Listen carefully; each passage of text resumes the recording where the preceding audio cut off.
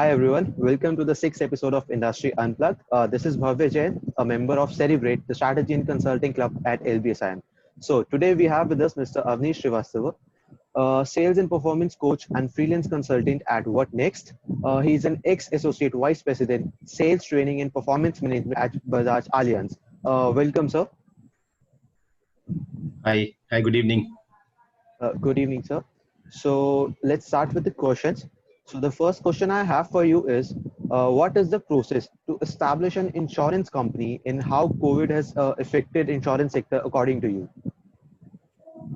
So to make it in a layman's understanding, because when it comes to the opening of an organization or of an insurance company is a big compliance, a big process. So obviously, I'm not an legal expert to advise on that, but to summarize, to understand, as any legal entity would require such compliances to be taken care of, a life insurance company has basically three level of compliances or registrations levels called R1, R2, and R3, where an insurance company initially, which has been formed under the Companies Act, would also apply to the regulator for three levels of licensing.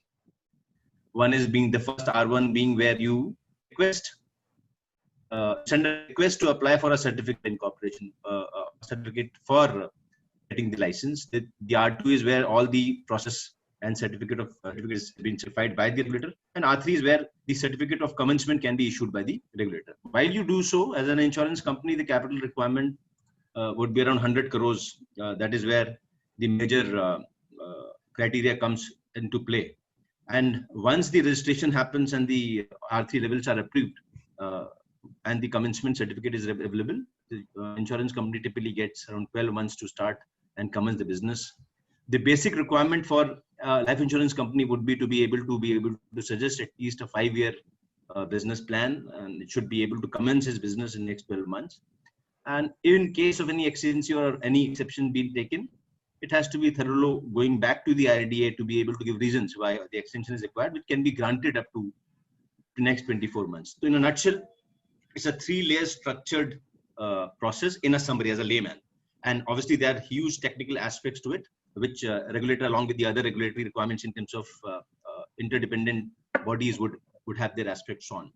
While the second part of the question comes, which is an interesting question itself, when we talk about COVID and how is this affected, technically speaking, there are two angles to look at it. One is called psychological, second is called business. Obviously, whether it is life insurance or insurance as an industry, it is obviously about making profits and business and existing in the crunch of financial norms, which will help the organization to be a part of the business itself.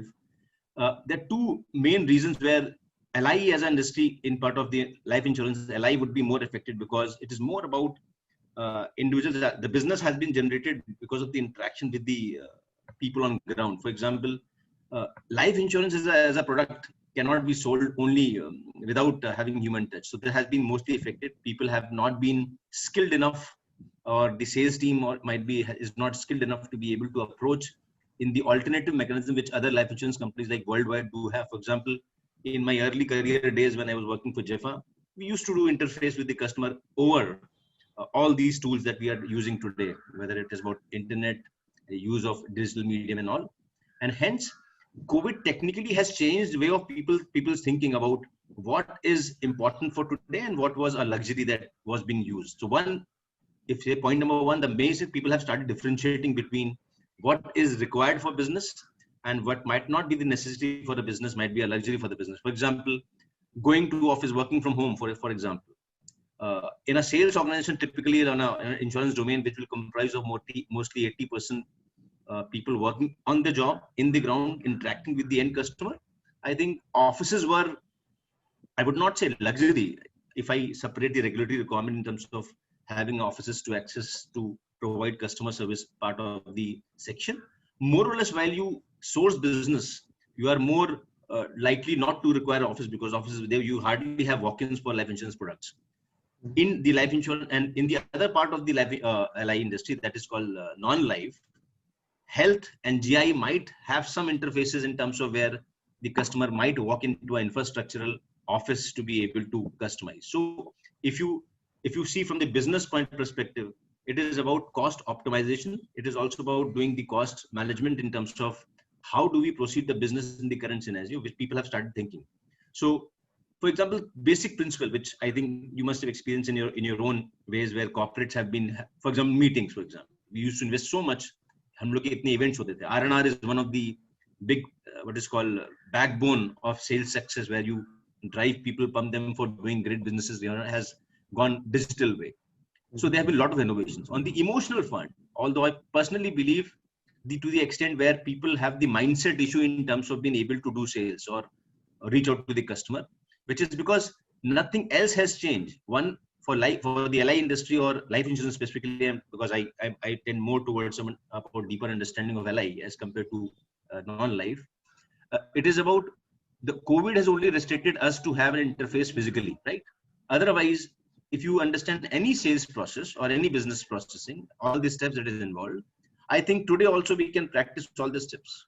Yes, there will be some changes in terms of the ops used to work, might be things which required some physical interface has to be removed. Otherwise, so it's a mindset issue to an extent, and more than mindset, it's about the skill which people might not have got the understanding and the strength within self to be able to overcome and realize that they can still go on and to approach business and do sales or generate revenue or being able to design the current structure of business. Hence, most of the organization have gone through the business continuity plans, and so COVID has made people think, and between choosing what is right for today, what is luxury and what is necessity, have also given a lot of innovation as a first step process now, where people are thinking that creativity is not only about giving ideas. Creativity is also about creating those ideas, making them working on the field, and hence generating results. And anyway, people might be talking about customer experience as a new term now, which has always been there in sales in any typical sales organization or any organization maybe. So to summarize, the part B talks about that emotionally, I will say there is a lot of more of emotional change people are going through, and this emotional change is happening because of the realization of lesser level of skills people carry to be able to bear that change. And while these two are existing, there's a lot of fear in the management where it is looked from the perspective of cost, and hence the balance sheet between what to keep and what to go away has been thought after. Okay. Great, sir. So my next question for you is, what will be the new demand drivers for the sector? Like, is the insurance sector going to change its target market focus? So let me simplify the question for the better understanding of people who are going to view this video later. Hopefully they would learn something out of it as well, because the way I have learned myself. The first aspect, when we say growth drivers, it is growth can be defined in multiple ways. One, growth is which may be underneath the ground. So roots or the shoots. So growth, if the root is going stronger, it is also equal to growth. So if you ask me in terms of what would be the growth drivers for the industry in terms of root, that means what is going to be beneath, which might not be visible today, is about people's acceptance of the new way of reaching out and of doing business. Digitalization is one of the examples that everybody has seen. We have seen how internet has always affected the mankind. Might be but the way it has been used now versus the way internet was looked upon earlier. Product being getting innovated now, because we know when you are changing the way and the way you're going to approach and sell your products or reach out to the market. So hence, whether the market will be customized and the target segment will change, I would say rather say for a business of insurance, basically for life insurance, health insurance, and non-life other aspects, I think it is more focused towards how do I design my products to be able to their existing needs, because needs would exist as they are. They might change their shapes and sizes as per the conditions. For example, in the current situation, if you approach somebody and tell them about choosing between what is called a pension option or versus a fire insurance, he will say, I will look for a pension. He would get amazed, because he would not think of pension or life living too long as a very criteria, because as a bigger criteria as compared to something called emergency or a health emergency right now. The health insurance would supersede the need of what is called, technically, I'm not saying it is so, I'm just giving an example to make you understand. So product innovations would happen accordingly, where the ease of understanding of the consumers would take a priority. and hence your target segment would change, because you will like to also see whether the kind of product range that I offer as an insurance in the industry would be able to cater what kind of customers would be able to. For example, an educated internet savvy guy, today we have got Jan Dhan scheme ke baad, so you must be also realizing that you have bank accounts and mobile users are everywhere, starting from any. So there's no demarcation between rich and the poor, younger and the elders. I think my father does everything what I used to do, which I started learning might be after 10 years. He is able to do at his age of 80 today. He does everything. He does WhatsApp, he does YouTube, he keeps on sending, and he follows up strongly to me over internet for something. For example, he will exchange a video, he will follow me also, whether you have seen the video or not, for example. So while the market segment per se would be recognized, also the challenges which how will get mapped to the current reality of reaching out to those segments would be more focused. And hence, when we say product innovation would be a big, how do you reach to them? By also thinking around the distribution channels where they will be able to. So I will do a product innovation, then I also segment them into the ways of reaching out to them. Let me give an example. In the current scenario of COVID, where people were thinking in terms of term plans being sold in life insurance segment, for example, people have come back where all web sales or online sales have gone up as compared to where people said insurance are solicited. Ideally, the statement is insurance is a subject matter of solicitation, but the reality is कि बेचना पड़ता है. Nobody buys insurance, right? But but you will see a lot. You have seen a lot of change in the way people have approached, and I have queries about COVID, and under the COVID scenario also, they were reaching out to other mediums like online and web sales, and hence the business has got tremendous impact, positive impact in terms of growth and sales, especially in Pure Term, for example, which was supposed to be a negotiable tool where people might accept. People were talking about whether health insurance is more important or life insurance is more important, and obviously GI had its own basket to focus on. And so the way you will be thinking in distribution channel is important. Now, awareness in terms of being internet users, being increasing demography, being younger age, people being there, you and me who are on the verge of differentiating their careers from what is called from an employee to being an entrepreneur. The local is vocal, local be vocal concept is coming up. The drive which is happening from the central leadership, the political leadership, as well as the corporate has started. So it is you can't differentiate to say whether the driver would be one aspect which would be not affected by the other. So it is interdependencies of multiple factors. So the awareness level has made a role. You understand the current low GDP, 3.7% is the percentage penetration that we have as an industry. And 0.9 is for the GIE part, and 2.6 would be around for life insurance. So you can understand the kind of options and mechanisms and target segment the industry might still has to explore, and hence I would say that availability of a tremendous scope is a big thing. Policy support, the regulator especially have come out with flexibility. For example, when we went through this sudden change of transiting between what was happening manually or through the manual process, or you can say the offline process, and when all the business continuity plans were drawn, people suddenly understand. We went back to regulators for giving approvals. For example, can OTP has become a medium of approval. Signature has replaced the physical signature, for example. You have got login calls, you have verifications calls which used to happen. The video as a tool has been used for verifications. These are the few flexibility in the regulatory framework which has given a lot of base and advantage, where is going to be one of the reasons that which has increased the driving.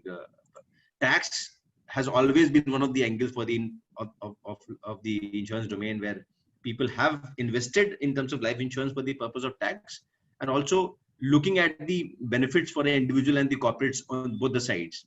It will become a trigger point which will generate future growth patterns for the industry for as such.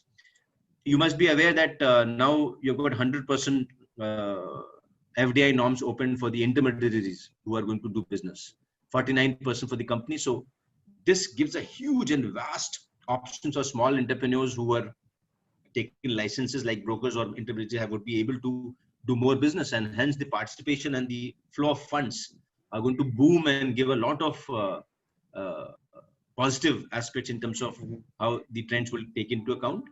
And IPO again, for example, you must have heard of LIC IPO. in case the recent one where all the life insurance companies, for example, anybody who's done more than 10 years can also bring their IPOs, and hence a lot of funds inflow will happen, a lot of strengthening of the cooperation will happen of the industry and the companies, which will no doubt would also carry a lot of opportunities for employment, where the country as such, from the economical setback of COVID, struggling with non-employment, might be in terms of loss of jobs. There's also a huge opportunity in terms of the way these opportunities can be explored, and hence it could create a parallel backup to an alternative ways of generating employment in the industry. So the third question we have for you is, currently insurance sector has limited influence on Indian GDP. So like how much significant change can we see on the GDP due to insurance sector in coming 5 to 10 years? So if you simply look at three basic data of how this industry, I'm talking about life and non-life together as such, is 2.36 trillion industry was around in 2012, what I remember. And if you look at the last financial year, it was 7.31 trillion new business premium collected, and the industry grew around 15% CAGR in terms of new business growth. Similarly, if you find why does it happen? It happened because of the one primary reason, because privatization happened, the economy got open and people got licenses. Today we have got around 24 private life insurance companies, and to add to around 17 plus non-life companies, so altogether 52 companies operating in the domain. Again, these for the last financial year for 21, the participation of private sector in GI has gone to 56% compared to the old provision, and similarly 31% market share of private life insurance company versus the old big boss LIC, which has always contributed to the economy as well. These two aspects will give you an indirect way where GDP, अपने देश में खाली GDP को एक number की तरह देखना बहुत मुश्किल काम है. We have a different mix of organized, unorganized ways of contribution to the GDP, and hence when we see a number of what is 3.71 today and what a global average of 6.3 in terms of GDP contribution, I think we might not be doing as good, but the way since independence we have grown in a trajectory in a very positive direction to grow. So hence, if you find next 3-5 years, the IBF Indian Brand Equity Report says industry should be of size of $280 billion should have been by the end of this financial year. Now COVID coming into scenario, given that some points here and there, it's a very healthy industry which also promises around 14 to 15% growth. So if an average, a good investment opportunity or in terms of market size, I think 15% growth is good looking at the current ways and scenario, because this pessimism has come only from the current aspect, but 15 is a very good growth aspect, especially for a sizable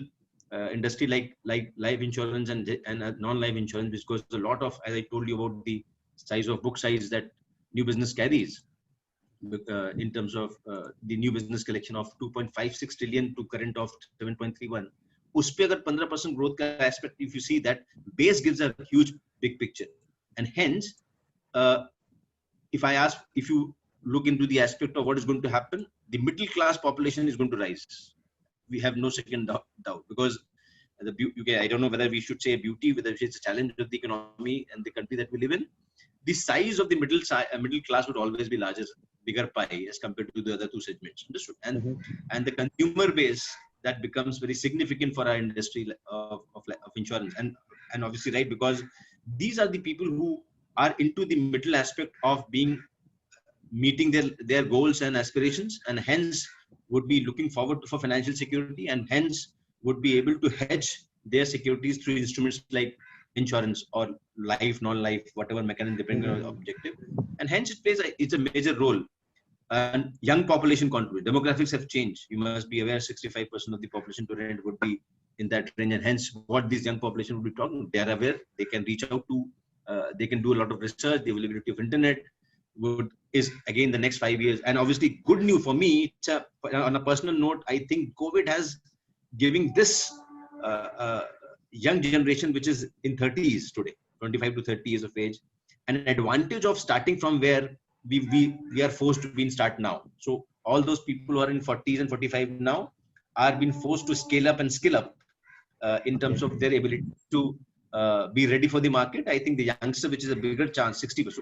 As a country, after China, globally, India becomes the only nation in the world who has got the larger population who has the capability of change and to be able to manage that change. Because the capability of a youngster like you on 25 to 35 years of age is supposed to be expected to be much higher, faster, quicker, adaptable, and also the high positivity level in terms of the mindset.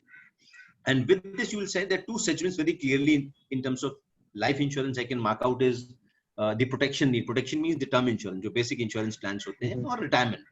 So now this generation would think on these two segments would clearly would be giving scope of huge opportunity of next 5 years would be these two. Obviously, midway where the contingency saving is comes another aspect will come. The product designing would be around either living too long or dying too early. Would have been always major factor in the designing of the life insurance product, where investments have also played some role in terms of ULIP. So more or less, people will tend to understand the value of protection more, and protection in not in terms of their emotional way of looking at that was never a right picture. Actually, it was about financial protection, which people should plan on. For example, if you ask anybody today, and I think there was an article that was published yesterday in Times of India, if you ask 10 people today about what kind of retirement coppers do they have in their hand, people would not be able to answer the question, or they maybe guess, but they might not have the right calculation behind it. So if 7% such population of the size of eligible population who are supposed to be, I come from financial services, people come from background, might not be able to give you an accurate figure, including the inflation and other aspects which will come in their life after when they opt to retire for, is a big opportunity. And hence next 5 years with COVID triggering of the activity in mind and also financial acumen of people would make a huge, so life expectancy is one of the reasons which people have realized is going up. Their mode of savings and habit of saving, because of fear of not spending today and making for tomorrow, not knowing what is going to happen tomorrow. COVID has also triggered these kind of habits and attitude, at least a thinking attitude, if not a core attitude, कि आप लोग किसी से बात करो क्या ना, आज नहीं, अभी नहीं, मैं थोड़ा let you wait for some time. तो उसके negative aspects भी हैं from the business perspective, but there's a positive psychology which is getting to it, that people have understood भाई आज ही के लिए खाली, you can't plan only for today, you have to also think for tomorrow, and hence the tendency to be able to think on lines of saving would be there, and hence for the lot of opportunities for employment would be there.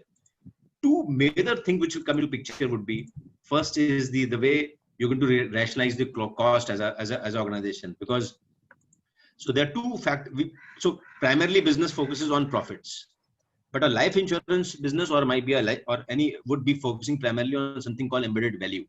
So the organization will choose between, they will rationalize the cost between focusing on profits versus the focusing on embedded value. My understanding and my way of looking at it, the focus is going to change on creating embedded value than immediate profits, which is hence what you might not be, we and you and might not be able to see in terms of numbers today would reflect in a longer term. So if you create something for sustainable amount for longer time, and hence, especially in the business of life insurance, this would play a key role, and hence makes a lot of, and second is, how do I optimize my costs? So when we say optimization, I mean to say, for example, multiple companies are going through digitalization as an option, no option now. And hence we have to be able to do better service to the customers, might be able to do the current business requirements.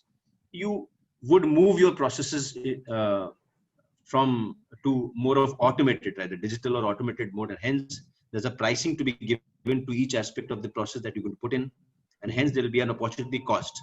So most of the cost, पैसा शायद कम नहीं होगा, investment बढ़ेगा, but it will be more optimized, rationalized in terms of being putting in the right place. So the money would flow in more, and hence again when we talk about how do we see what happens after 5 years, these investments, as I mentioned in the beginning of the discussion when we started, that growth should be defined in two aspects. One is called the shoot part of it and the root part of it. So while COVID has usurped a lot of what is called charisma and magic, which कहते हैं ना कि glamorous world hai. The trailer has to be stronger than the movie. So it might be the trailer might not be looking very strong these days, Okay. But the root part has to be very strong, is going to build up very strong. And hence, I am very optimistic as an individual that being a part of the industry, that going forward next 5 years, these strong roots are going to hold these shoots for a very long time. And when you have strong roots, you will have strong shoots. Certainly, you can expect fantastic fruits. And this is how I see next 5 years. 280, a number which was projected as $1 billion, it might have got postponed to an extent this year, but it is most likely to come back within a year or so. Obviously, there are obvious terms and conditions apply because nothing is permanent in life. Yes, exactly. Yes. Sir. So that was all, sir. It was very insightful. Lastly, I would like to thank you on the behalf of Celebrate and entire LBSM fraternity for joining us for the Industry Unplugged episode. Thank you. Have a nice day, Baba. Thank you. Thank you so. Thank you.